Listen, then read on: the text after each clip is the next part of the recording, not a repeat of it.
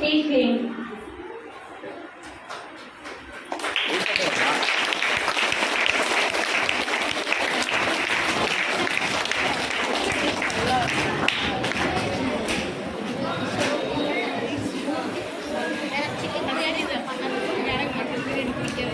இந்நேரம் plastic by பதிலா இந்த மஞ்சள் பை யூஸ் பண்ணுங்க.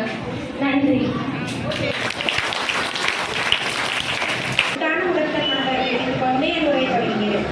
நோயற்ற வாழ்வே குறைவற்ற செல்வம் என்று பழமொழியாகும்.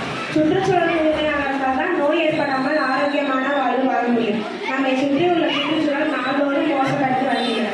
நீர், நிலம், காற்று என அனைத்தும் மோசமடைந்து வருகிறது. நிலமாசு எனப்படுவது தொழிற்சாலை கழிவுகள் நிலத்துடன் கலப்பதாலும் ரசாயன பொருட்கள் நிலத்துடன் கலப்பதாலும் ஏற்படுகின்றன. நீர்நிலைகளில் குடித்து வைத்தல், கால்நடைகளை குளிப்பாட்டுதல், தொழிற்சாலை கழிவுகளை கலத்தல் என பல செயல்கள் நடந்து கொண்டிருக்கின்றன.